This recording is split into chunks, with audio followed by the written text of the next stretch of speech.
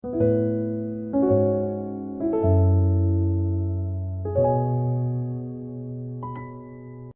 다 같이 하나님 앞에 경건한 마음으로 예배를 드리겠습니다. 우리가 이 보배를 질그릇에 가졌으니 이는 심히 큰 능력은 하나님께 있고 우리에게 있지 아니함을 알게 하려 함이라. 우리가 사방으로 우겨쌈을 당하여도 쌓이지 아니하며 답답한 일을 당하여도 낙심하지 아니하며 박해를 받아도 버림받지 아니하며 겉꾸러뜨림을 당하여도 망하지 아니하고 우리가 항상 예수의 죽음을 몸에 짊어짐은 예수의 생명이 또한 우리에게 나타나게 하려 함이라. 아멘. 오늘도 우리 가운데 함께 해주시고 은혜 주셔서 참 감사합니다. 이 시간 우리가 세상의 모든 것을 다 내려놓고 주님 앞에서 예배합니다. 주님을 찬양합니다. 주님을 노래합니다. 동시에 주의 말씀을 듣고자 합니다. 주님 이 시간 주의 말씀을 통해서 이 힘든 세상에서 위로를 받게 해주시고 꿈을 가지고 소망을 가지고 이 세상 가운데로 다시 나아갈 수 있는 저희를 되게 하여 주옵소서. 이 시간에도 우리 가운데 함께하여 영과 진리로 하나님 앞에 예배드리게 하여 주옵소서. 예수님의 이름으로 기원하옵나이다. 아멘. 찬송가 292장입니다. 찬송가 292장입니다.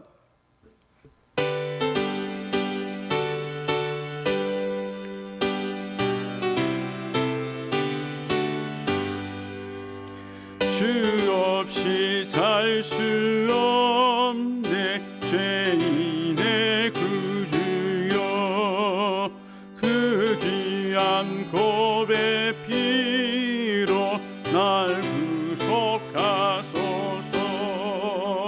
구주의 사랑으로 흘리신 보혈이 내 소망 나의 위로 내 영광 됩니다.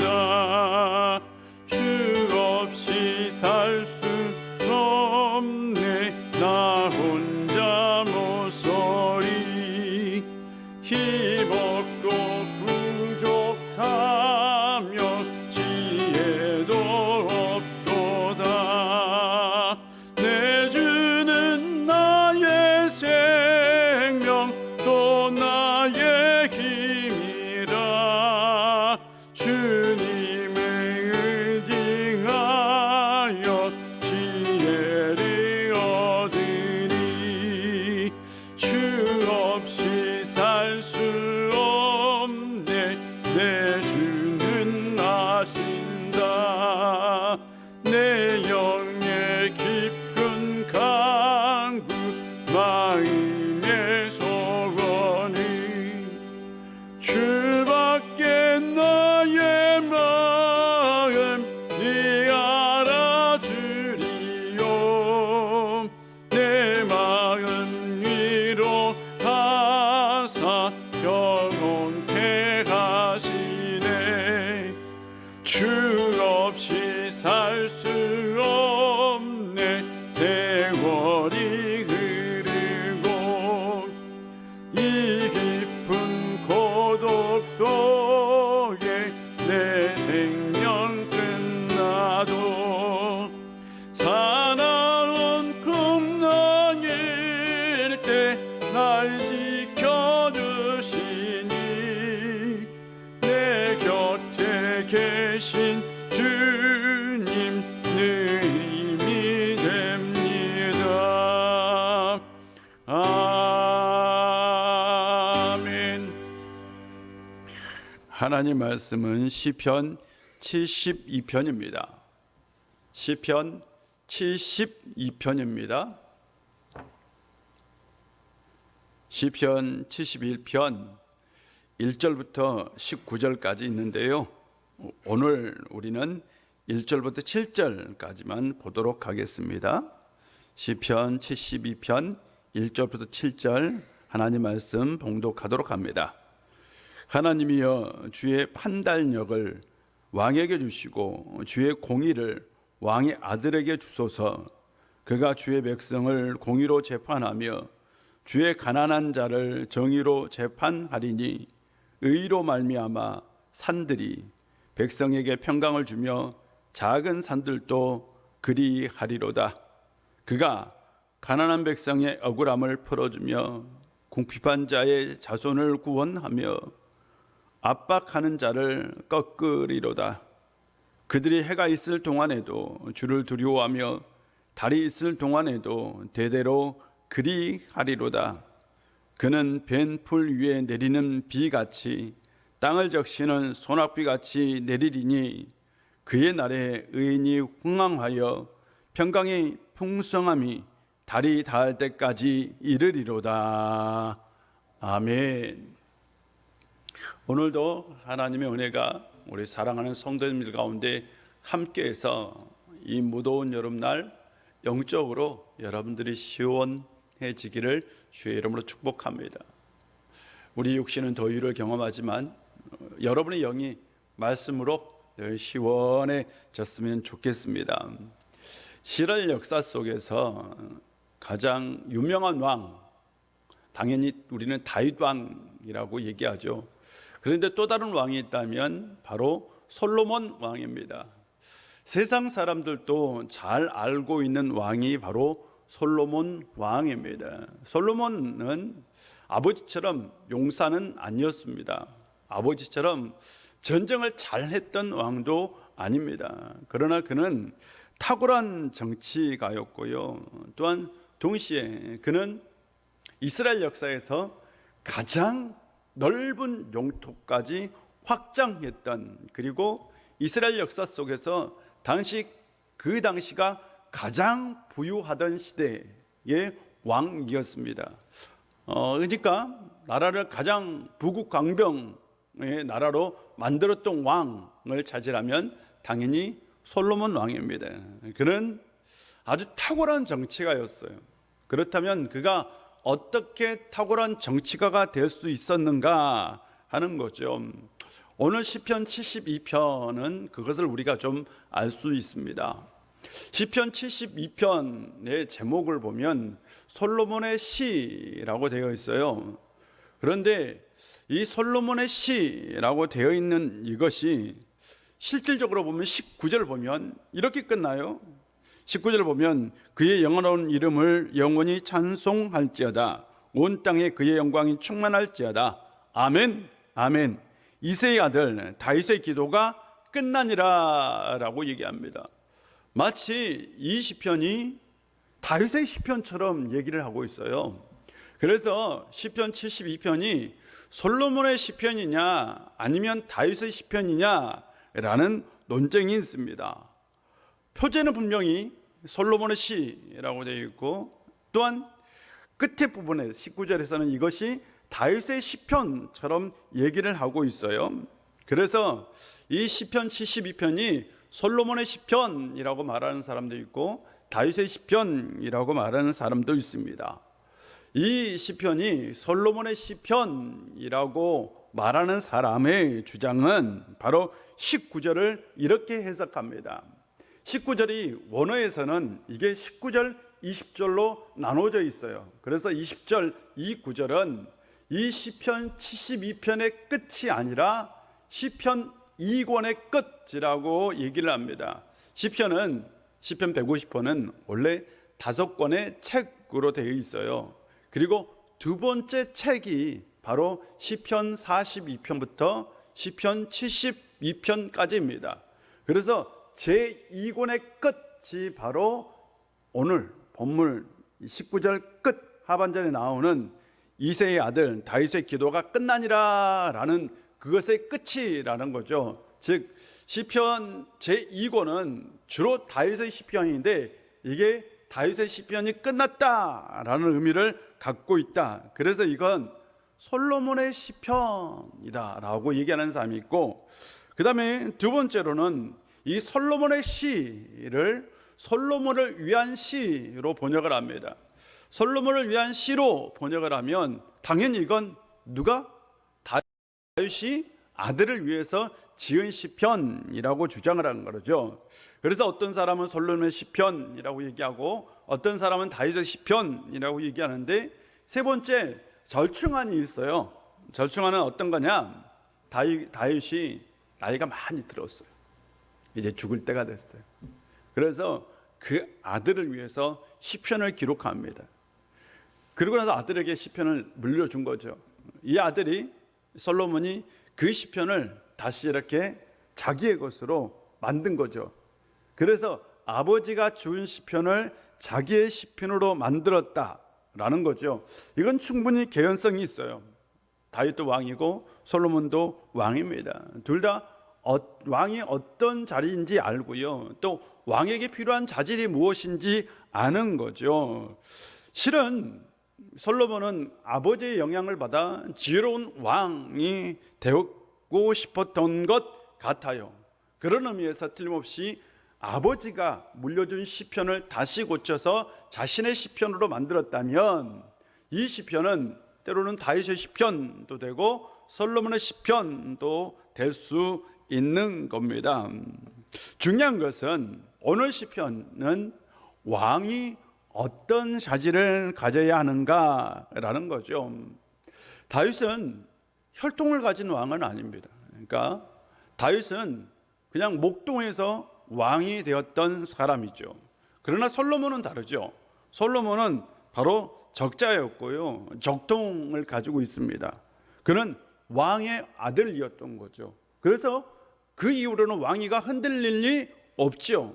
그렇다면 그 이전 아버지 때 왕이 된다는 것은 힘, 어떤 그 사람이 가지고 있는 군사력, 그리고 그 능력, 싸움의 능력이 필요했다면, 그 이후에 이제 왕위가 계승된다면 그 이후에 왕들이 가져야 할 자질은 힘보다는 뭐였을까요?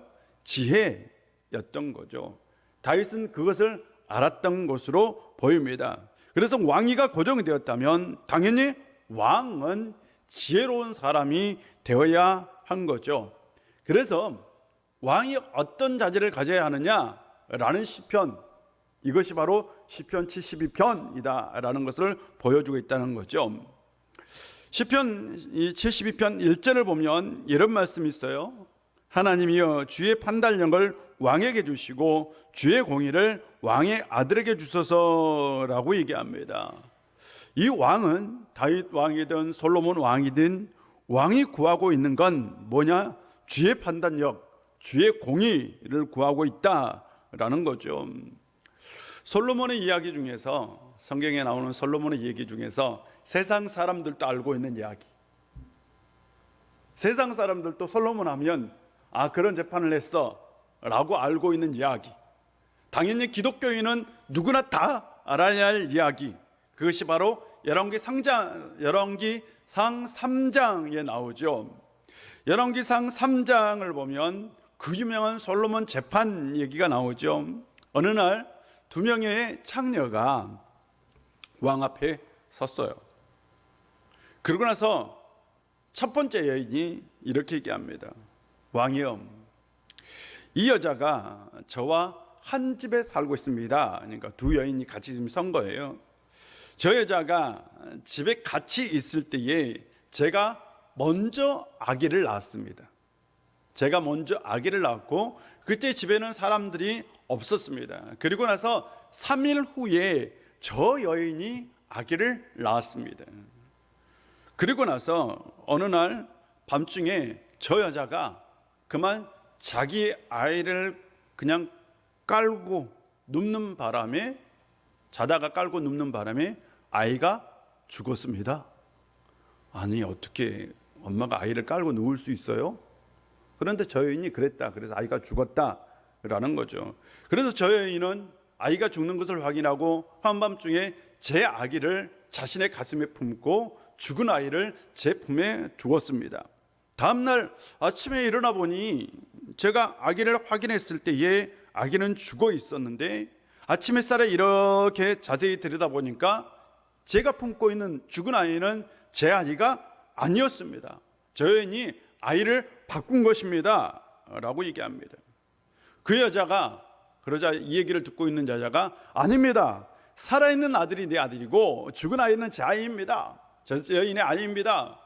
또 이 첫 번째 여인도 당연히 그렇게 해야죠. 아닙니다. 살아있는 아들이 내 아들이고 죽은 아이는 저 여인의 아들입니다. 그래가지고 서로 이제 옥신각신 다투고 싸우고 한 거예요. 왕이 얘기를 곰곰이 듣고 있다가 이렇게 얘기합니다. 칼을 가지고 오너라. 신하에게 칼을 가지고 오너라 라고 얘기하죠. 그러고 나서 얘기합니다. 왕이 아이를 반으로 나누어서 반쪽은 이 여인에게, 반쪽은 내가 이 여인에게 주겠다 라고 얘기합니다. 그러자 첫 번째 여인이 이렇게 얘기하죠. 아이를 반으로 잘리지 마십시오. 차라리 살아있는 채로 저 아이를 저 여인에게 주십시오 라고 얘기합니다. 그런데 두 번째 여인은 이렇게 얘기하죠. 차라리 내가 아이를 가질 수 없다면 반으로 나눠주십시오 라고 얘기를 하는 거예요. 그래서 솔로몬은 바로 이 아이는 첫 번째 여인의 아들이라, 저 여인에게 주어라 라고 얘기를 한 거죠. 이것이 바로 성경에 나와 있는 그 유명한 솔로몬의 재판입니다. 우리가 잘 알고 있는 얘기이죠. 솔로몬은 어머니의 모정을 이용해서 판결을 한 거죠. 굉장히 지혜로운 재판이었던 거죠. 이 재판을 듣고 온 나라 백성들이 이 솔로몬의 지혜에 깜짝 놀랐어요. 그런데 이 이야기보다 더 중요한 얘기가 바로 그 앞에 나와요. 그 앞에 나오는데, 솔로몬이 이제 성전을 건축하기 전에 하나님 앞에 1천 번제를 드립니다. 이것도 우리가 잘 아는 얘기죠. 1천 번제. 이제 해석은 1천 마리의 짐승을 하나님 앞에 드렸다라는 거죠. 그때 하나님께서 그것이 너무나 기뻐서 꿈에 나타나서 솔로몬에게 이렇게 얘기합니다. 내가 너에게 뭘 주기를 원하느냐? 라고 물어요. 하나님께서 우리에게도 이렇게 했으면 참 좋겠어요.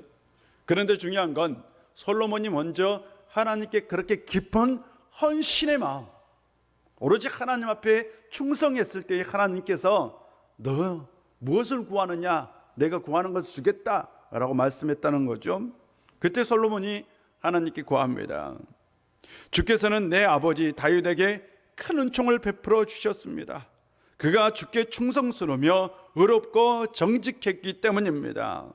내 하나님이여, 이제 주께서 제 아버지 다윗을 대신해 저를 바로 왕으로 삼으셨습니다. 그러나 아직 저는 나이가 어리고 어떻게 제 임무를 수행해야 할지 모르겠습니다. 주의 종이 헤아릴 수 없을 만큼 많은 수의 큰 백성이 저에게 있습니다.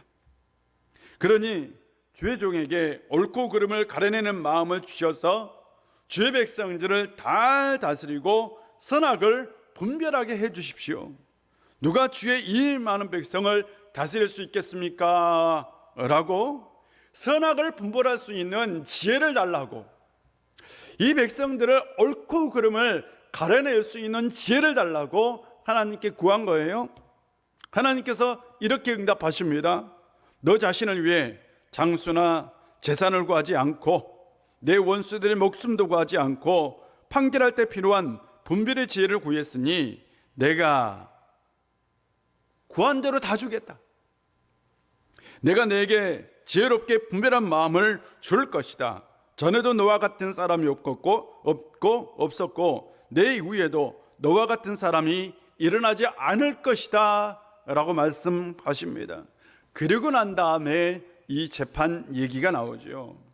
솔로몬이 하나님께 첫 번째 구했던 것, 그것은 재산을 구했거나 물질을 구했거나 생명을 구했거나 아니면 원수의 목숨을 구한 것이 아닙니다.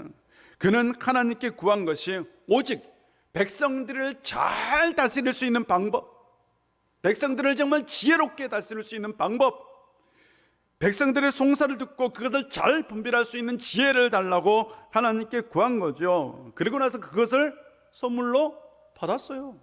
그래서 첫 번째 재판, 그것을 정말 지혜롭게 해결한 거죠. 그리고 백성들이 이번 왕은 정말 지혜로운 왕이다.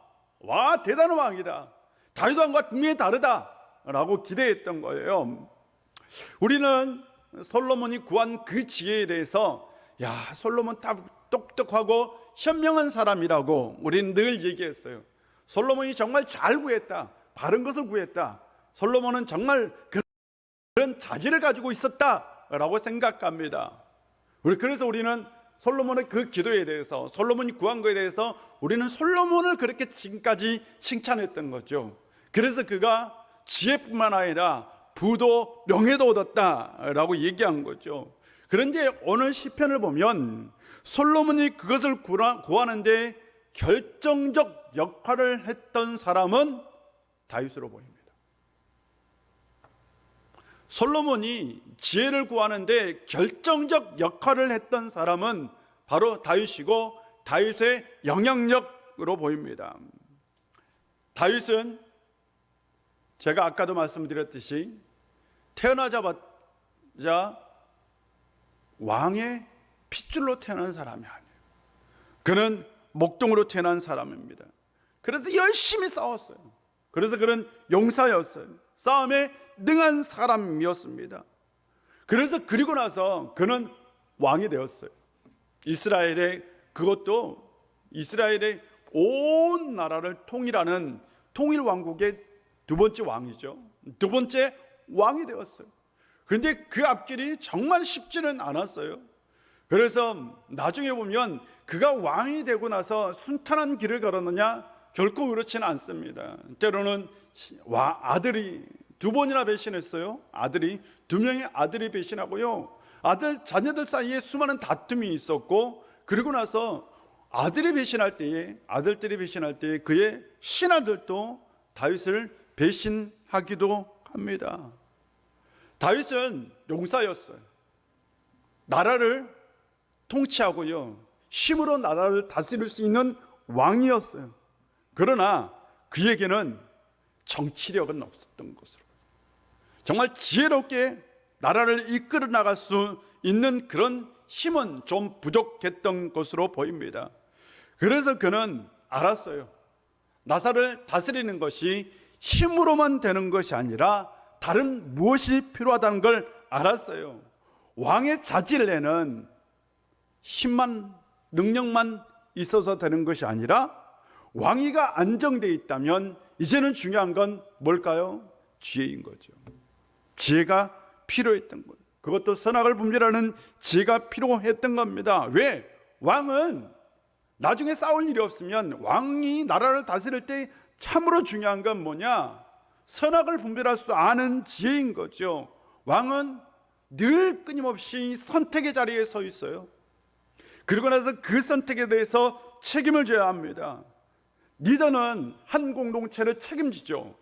리더가 뭔가 잘못 선택했을 때에 그 공동체는 위기에 빠집니다. 나라도 마찬가지예요. 나라의 왕이 뭔가 잘못 선택했을 때에 그 나라는 위기가 올 수 있습니다. 그래서 다윗은 자기가 인생 말년에 깨달은 게 뭐냐? 지혜인 거죠. 지혜로운 아들이 가져야 할 자질, 그것은 바로 하나님이 주신 그 지혜가 필요했던 거죠. 그래서 솔로몬에게 그것을 얘기한 거죠. 시편으로 남긴 거죠. 그래서 솔로몬이 그 영향을 받고 하나님께 이렇게 기도한 거예요. 주의 공의를 왕의 아들에게 주시고 주의 백성을 공의로 재판할 수 있는 그 분별력을 주옵소서라고 얘기했던 겁니다. 솔로몬이 그 지혜로운 왕, 탁월한 정치가가 될 수 있었던 그 초석을 깐 사람은 누구냐? 바로 다윗입니다. 다윗의 선한 영향력이었던 거죠. 솔로몬은 아버지의 가르침대로 지혜를 구한 거예요. 그렇지 않겠습니까? 아버지가 그것을 늘 가르쳤고 그 가르침대로 결정적인 순간에 하나님께서 너는 무엇을 원하느냐? 라고 요청했을 때에 그는 다른 무엇보다도 가장 중요한 지혜를 구했던 겁니다. 부모가 자식에게 물려줄 수 있는 게 두 가지죠. 첫 번째는 유형의 자산이 있고, 두 번째는 무형의 자산이 있어요. 유형의 자산은 솔로몬에게 있었던 왕이 아버지께 받은 나라, 그건 유형의 자산입니다. 그러나 무형의 자산, 그것은 신앙이고 그건 하나님의 지혜입니다. 그런데요, 유형의 자산은 부모가 선택해서 물려줄 수 있어요. 솔로몬에게 물려줄 수도 있고 다른 아들에게 물려줄 수도 있습니다. 그러나 무형의 자산은 내가 선택해서 물려줄 수 있는 건 절대로 아니지 않습니까? 지금 이 시대도 마찬가지입니다. 우리 부모가요, 자녀에게 두 가지를 물려줄 수 있어요. 눈에 보이는 유형의 자산을 물려줄 수 있고 눈에 보이지 않는 무형의 자산을 물려줄 수 있어요. 우리가 유형의 자산은 물려줄 수도 있고 물려주지 않을 수도 있어요. 그러나 무형의 자산, 눈에 보이지 않는 것, 영적인 건 우리가 물려주고 싶다고 해서 물려줄 수 있는 것도 아니고 물려주지 않겠다고 해서 물려주지 않을 수도 있는 게 아닙니다. 중요한 건 이건 그냥 삶 속에서 어떻게 보면 일부러 물려주는 것이 아니라 알게 모르게 물려주는 거잖아요. 물려받는 거예요. 솔로몬은 아버지에게 그 지혜로움을 물려받았던 거예요. 사랑하는 성도 여러분, 부모가 우리가 신앙으로 살아야 한다는 건 뭘까요? 자녀들에게 그 삶을 보여주는 거죠. 우리가 먼저 자녀들에게 신앙으로 사는 신앙의 가치가 최고라는 것을 보여줄 때에 그때의 자녀들이 그 신앙의 가치가 최고라는 걸 자동적으로 습득하고 결정적인 순간에 그들의 신앙을 찾게 된다라는 거예요. 다윗은 자기의 아들 왕에게 필요한 자질이 무엇인지 알았어요. 그건 힘이 아니라 지혜였어요. 그것이 바로 부모죠. 부모인 우리가 우리 자녀들에게 필요한 것이 무엇인지를 알아야 합니다. 우리 자녀들에게 필요한 게 무엇일까요? 과연 유형의 자산일까요? 무형의 자산일까요? 신앙일까요? 이 세상의 물질일까요? 대부분의 사람들은 우리 자녀들이 살아가는데 이 세상 물질이 필요하다고 생각할 겁니다. 그러나 다윗의 관점, 오늘 시편의 관점에서 보면 정말 중요한 건 영적인 자산, 곧 신앙인 거죠. 신앙을 자녀들에게 그냥 자연적으로 보여줌으로써 물려줄 수 있는 부모가 되기를 주의 이름으로 축복합니다. 두 번째로는 2절입니다. 2절 보면 그가 주의 백성을 공의로 재판하며 주의 가난한 자를 정의로 재판하리니 라고 얘기합니다. 이건 공의로운 재판이 있는 세상, 정의로운 재판이 있는 세상, 가난한 자가 억울함이 없는 세상, 가난한 자나 부유한 자나 공평한 세상을 꿈꾸는 거죠. 꿈꾸는 바로 기도이고 꿈꾸는 시이고 꿈꾸는 노래이기도 합니다. 한 번은 제가요, 자동차를 곤치러 자동차 공업소를 간 적이 있어요. 자동차 공업소에서 자동차를 이렇게 이제 맡겨놓고 있는데, 어떤 사람도 이제 막 아주 좋은 차를, 외제차를 타고 오신 분이 있었어요. 그 사람이 먼저 저에게 말을 걸어요. 이렇게 뭐 이런 말 저러냐 뭐 그러는 거예요. 차도 참 좋은 차를 타고, 근데 얘기 들어보니까 돈도 참 많으신 분이고 그런 것 같아요. 그래서 좀 이 사람은 좀 뭔가 조금 자신의 인생에 대해서 좀 자신감 있는 사람이다, 그런 뭐 생각이 좀 들었어요. 그런데 대뜸 이런 얘기를 해요. 우리나라에서 가족 중에 검사는 꼭 한 사람이 있어야 된다고 얘기를 해요. 검사는 꼭 한 사람이 있어야 된대, 가족 중에. 그게 무슨 말씀이세요? 라고 물었더니 이 얘기를 해요. 가족 중에 검사는 꼭 한 사람이 있으면 좋아요. 그건 대통령이 있는 것보다 더 좋은 거예요 라고 얘기를 해요. 그러면서 자신이 무슨 억울한 일을 당했나 봐요. 근데 만약 가족 중에 검사가 있었다면 그런 억울한 일이 없었을 것이다 라고 생각을 하고 있는 것 같았어요. 그러면서 하는 얘기가 검사가 최고라고, 다른 거 다 필요 없다고, 검사가 최고라고 얘기를 해요. 그런가 보다. 실은 검사 빼기 가장 좋은 것일 수 있는 거죠. 예. 제가 신학교 다닐 때요, 제가 아는 굉장히 좋아하는 목사님, 제 멘토가 되는 목사님이 계셨어요. 목사님께서 한 번은 이런 얘기를 해줘요. 어떤 교회에 이제 목사님이 담임 목사를 하고 있는데, 교인 여자 집사님께서 목사님에게 봉투를 하나 가지고 오셨대요. 봉투를. 그래서 봉투를 이렇게 확인해 봤더니 제가 신학교 다닐 때요 2천만 원이 들어있더라고요. 2천만 원. 그리고 하신 얘기가 목사님 제가 목사님께 드립니다. 목사님 마음대로 쓰세요 라고 얘기를 했던 거예요. 목사님이 깜짝 놀란 거죠. 아니 어떻게 2천만 원을 받아요. 받을 수 없는 거죠. 개인적으로 그것도. 그래서 목사님이 거절을 했대요. 거절했는데 목사님이 이제 그 여자 집사님이 목사님에게 그 2천만 원을 이렇게 주신 이유가 있는 거예요. 실은 그 여자 집사님의 남편은 교회를 다니지 않는 분이고 또 굉장히 조금 안 좋은 일을 하시는 분이었어요. 안 좋은 일. 그래서 이제 재판을 받게 된 거죠. 이제 검찰에 기소가 된 거예요. 기소가 돼서 이제 틀림없이 이제 감옥에 가게 된 거예요. 그런데 이 목사님께서 아는 검사분이 한 분 계셨던 거예요. 아는 검사분이 계셔서 그냥 그분에게 혹시라도 이분 좀 뭐 빼달라는 얘기도 아니고 좀 잘 봐달라라고 그냥 하도 여자 집사님이 그렇게 사정하니까 남편 좀 어떻게 좀 해달라고 전화 한 통 딱 해주셨대요. 그게 전부였대요. 아무것도 아니고 그냥 조금 좀 잘 봐달라.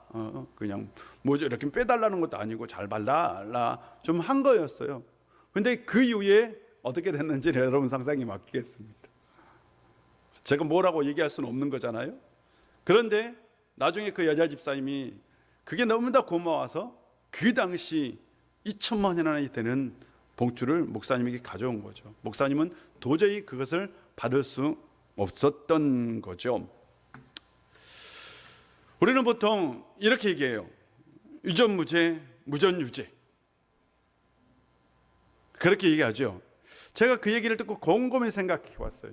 유검무죄, 무검유죄. 그렇게 얘기할 수도 있겠구나. 법이라는 것 자체는 정의를 추구합니다. 법원에 가면 법의 여신상이라는 게 있어요. 법의 여신상, 법의 여신이라는 게 있는데 이 여신상은 이렇게 돼 있어요. 보신 적 있는지 모르겠어요. 여자분이 이렇게 한 손은 칼을 들고 한 손은 저울을 들고 그리고 눈은 가려져 있어요. 눈이 가려져 있다라는 것은 편견을 가지지 않겠다라는 뜻이고 저울을 들고 있다라는 것은 공평하게 평가하겠다라는 것이고 검을 들고 있다라는 것은 바로 심판하겠다라는 거죠. 그런데 법을 다루는 검사나 판사가 어떤 것에 더 치중을 두느냐, 어떤 것에 더 가치를 주느냐에 따라 법을 적용하는 것이 달라질 수 있어요. 만약 검사나 판사가 칼을 들고 있는 칼을 들고 있는 손에 그것이 판사의 역할이고 검사의 역할이다 라고 생각한다면 그 판사나 검사는 심판자가 되는 거죠. 그러나 정말 필요로 한 것은 이 세상에서 법을 집행하는 사람들은 어떻게 할까요? 눈을 가리고요. 편견이 없이 뭘 들고 저울을 들었다라는 건 법전을 들었다는 거. 법전을 들고 하는 거죠. 그러므로요, 절대로 법 집행에 있어서는 편견에 따른 수사나 편견에 따른 재판이 있어서는 안 돼요. 검사나 판사는 절대로 자신의 생각이나 자신의 견해가 법보다는 우선되어서는 안 되는 거죠. 그런데 실제로는 법보다는 자신의 견해나 판단이 때로는 우선이 되는 판결하고 수사를 할 수 있다라는 거죠. 법의 재판을 보면 1심 재판이 있고 2심 재판이 있고 3심 재판이라는 게 있어요. 왜 이런 제도가 있을까요? 곰곰이 한번 생각해 보신 적이 있어요? 여러분? 왜 1심 있고 2심 있고 3심이 있을까요? 물론 당연히 있어야 하겠죠. 당연히 필요한 거니까 라고 생각하겠죠. 당연히 필요하죠. 왜냐하면 다루는 재판의 성질이 달라질 수 있는 거예요. 대법원은 원래 큰 사건만 다루어야 하는 거예요. 근데 요즘은 절대 그렇지는 않습니다. 1심 재판이 대법원까지 가는 경우가 대부분이 많아요. 하물며 사소한 사건도 요즘은 어디까지 갈까요? 다 대법원까지 갑니다. 제가 아는 분의 재판도 그냥 사소한 거예요. 근데 어디까지 갔을까? 지금 대법원까지 갔어요. 3심까지 가요. 1심에서 끝나는 재판이 겨우 없어요. 1심에서 끝나지 않았다라는 건 뭘 얘기할까요? 실은 재판은 한 번 있으면 되는 거예요. 법 적용은 1심에서 모든 걸 끝내야죠. 법이 정의롭다면, 정말 공의로운 재판이 이루어진다면 재판은 한 번이면 끝난 거, 법 적용이라는 건. 근데 실질적으로 그렇지 않다라는 거죠. 때로는 이 판결 속에는 편견이 존재할 수 있기 때문에 그 편견을 바로잡고자 2심이 있고 3심이 있는 거지요. 왜? 사람이 하는 일에 완전함이 없다라고 얘기하기 때문이죠. 그래서 어떤 사람들은 법 적용만큼은 좀 인공지능도 좀 같이 도입하자라고 주장하기도 합니다. 왜? 인공지능은 사람에 대한 편견은 없으니까요. 사람은 잘 생각해 보면 편견의 동물입니다. 우리도 이미 사람에 대해서 편견을 가지고 있어요. 우리 자신부터가. 그렇지 않습니까? 이미 자신부터 누군가가 정말 최고급 자동차를 타고 하고 최고급 아파트에서 살고 그 사람이 정말 높은 지위에 있으면 우리는 이미 그 사람을 보는 순간 마음부터 굴복합니다. 그러나 어떤 사람이 임대 아파트에 살고 작은 경차를 타고 다니고 그가 조그마한 회사에서 일하는 그냥 사람이라면 우리는 이미 마음부터가 어떻게 해요? 그 사람보다 높다라는 의식을 가지고 있어요. 이게 뭘까요? 우리가 가지고 있는 편견이에요. 우리는 이미 편견을 가지고 있어요. 그래서 이런 편견을 가지고 있는 세상에서 우리의 제도가, 이 세상 법이 과연 정의로운 사회를 이룰 수 있는가라는 거죠. 실은 불가능하다고 저는 생각합니다. 그래서 신앙이 필요하고, 그래서 기독교적 가치가 필요한 거죠. 그래서 이 세상 속에 하나님의 나라가 필요한 거죠. 법의 정신은 뭐냐? 만인은 법 앞에 평등하다입니다. 그러나 실제로 모든 사람이 법 앞에 평등하지 않습니다. 법은 부자와 가난한 사람을 법의 잣대에 따라 다르게 다룹니다. 사람들이 바라는 건 특별하게 대우를 받는 것이 아니라 공정이죠. 공평하게 대우를 받는 거죠. 가난한 사람이 나를 특별하게 대우해달라고 요청하지 않아요. 가난한 사람이 요청하는 건 뭐냐? 저 부자나 나나 좀 공평했으면 좋겠다, 법 앞에 평등했으면 좋겠다라는 거죠. 차별이 없으면 좋겠다라는 거죠. 실은 이 세상 속에서는 차별이 있고요, 불공평이 있는 거예요. 그런데 이 시편 저자의 기도는 뭐냐? 이 세상에 하나님의 공의와 하나님의 정의로 그런 것이 없은 편견의 잣대가 사라지는 세상이 되기를 소망하고 있는 거예요. 그런데 그런 하나님의 나라가 우리에게 왔다라는 거죠. 예수 그리스도의 구원은 어떤 건가요? 잘 생각해 보세요. 예수 그리스도의 구원은 완전한 공의를 추구합니다. 더함도 없고 덜함도 없는 구원입니다. 차별이 없는 구원이고 편견이 없는 구원입니다. 가난한 자라고 구원을 받지 못하고 부자라고 구원받는 게 아니에요. 가난한 자라고 구원을 받고 부자라고 구원을 받지 못하는 것도 아닙니다. 누구나 다 믿음으로 구원을 받을 수 있는 거예요. 또한 하나님의 심판도 마찬가지입니다. 하나님의 심판은 행에 따른 심판이에요. 마지막 때에 반드시 우리가 행한 대로 심판을 받을 겁니다. 선을 추구하는 자는 보상이, 악을 추구하는 자에게는 형벌이 있을 겁니다.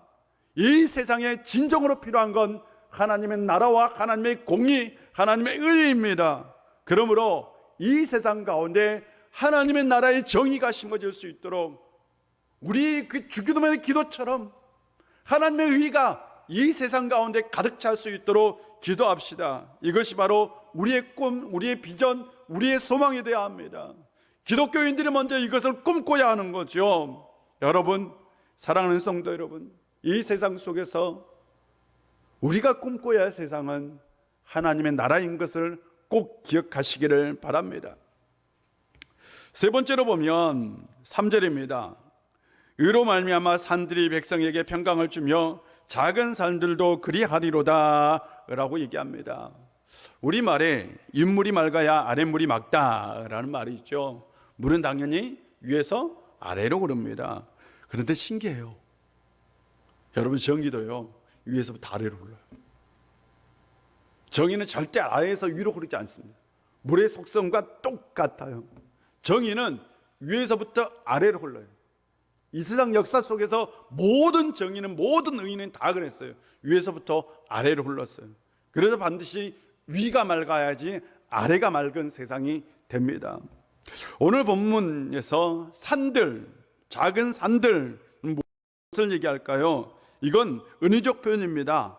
산은, 바로 여기서 나오는 산은 이스라엘 나라 안에 있는 크고 작은 지도자들을 말합니다. 즉 왕에게만 하나님의 공의가 필요한 것이 아니라 이 세상에 있는 크고 작은 지도자들이 왕처럼 하나님의 정의와 하나님의 공의를, 하나님의 지혜를 구해야 한다라는 거죠. 두 여인의 지혜로운 재판 판결 위에 이런 말씀이 있어요. 온 이스라엘이 왕이 심리하여 판결함을 듣고 왕을 두려워했다라고 얘기했어요. 왕을 두려워했다라고 얘기했어요.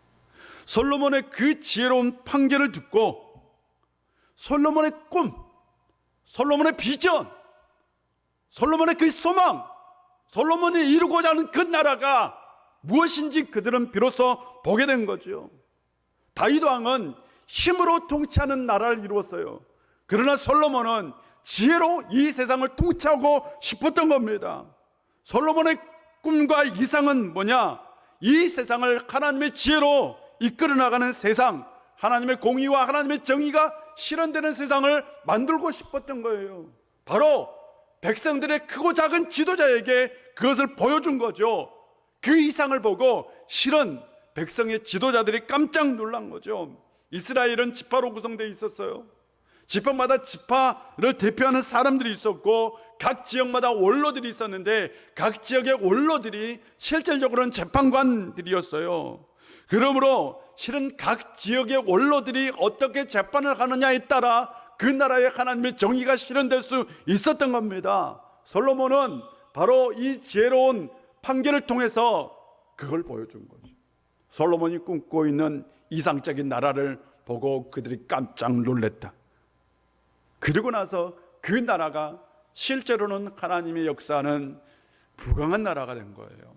사랑하는 성도 여러분, 의인은 위에서부터 아래로 오릅니다. 부모에게서부터 자녀에게도 그럽니다. 그러므로 내가 있는 그 자리가 어떤 자리인지는 모르겠지만 그 자리에서 공의를 실천한다면 그 정의와 공의는 반드시 아래로 흐르게 되어 있습니다. 여러분이 있는 그 자리에서 하나님의 공의와 하나님의 정의를 실천할 수 있는 성도님들이 되시기를 주의 이름으로 축복합니다. 기도하겠습니다. 아버지 하나님, 오늘도 우리 가운데 함께 해주시고 은혜 주셔서 참 감사합니다. 솔로몬이 가지고 있던 그 지혜는 다윗이 꿈꿨던 그 지혜를 그는 구했고 하나님께 받았습니다. 아버지 하나님, 아버지에게 물려받은 그 가치관을 자녀가 물려받은 거죠.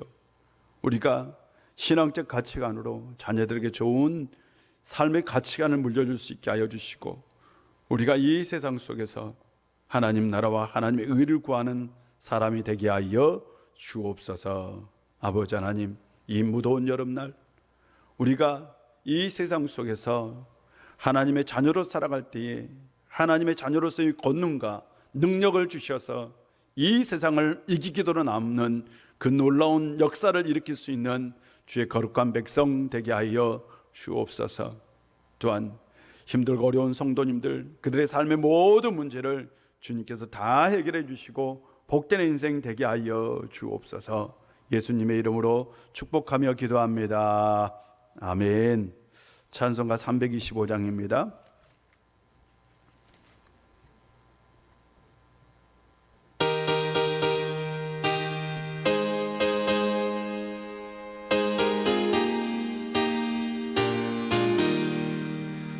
예수가 함께 계시니 시험이 오나 겁없네.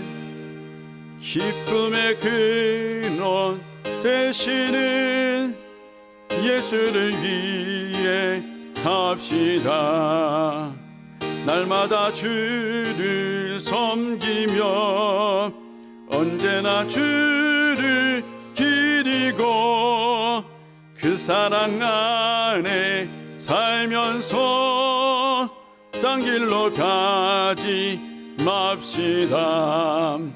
이 세상 사는 동안에 주 이름 전파하면서 무한한 복락 주시는 예수를 위해 삽시다. 날마다 주를 섬기며 언제나 주를 기리고 그 사랑 안에 살면서 딴 길로 가지 맙시다.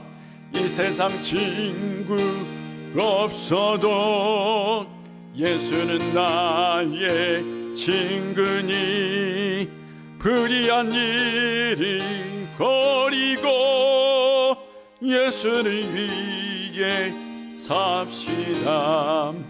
날마다 주를 섬기며 언제나 주를 기리고 그 사랑 안에 살면서 딴 길로 가지 맙시다. 주께서 심판하실 때 잘했다 칭찬하리니 이러한 상급 받도록 예수를 위해 삽시다. 날마다 주를 섬기며 언제나 주를 기리고 그 사랑 안에 살면서 딴 길로 가지 맙시다. 아멘. 우리 다 같이 주기도문 합니다. 하늘에 계신 우리 아버지, 아버지의 이름을 거룩하게 하시며 아버지의 나라가 오게 하시며 아버지의 뜻이 하늘에서와 같이 땅에서도 이루어지게 하소서. 오늘 우리에게 일용할 양식을 주시고 우리가 우리에게 잘못한 사람을 용서하여 준 것 같이 우리 죄를 용서하여 주시고 우리를 시험에 빠지지 않게 하시고 악에서 구하소서. 나라와 권능과 영광이 영원히 아버지의 것입니다. 아멘. 우리 계속해서 나라와 민족을 위해서 기도해 주시고 또한 교회를 위해서 기도해 주시고 이 코로나 사태가 빨리 해결되어서 우리가 대면 예배 드릴 수 있도록 기도해 주시고 우리 교우들을 위해서 특별히 환우들을 위해서 근 복 많은 우리 청년들을 위해서 그리고 실질적으로 힘들고 어렵게 살아가는 우리 이웃들을 위해서 우리 다 같이 기도하는 시간을 갖도록 하겠습니다. 기도합니다.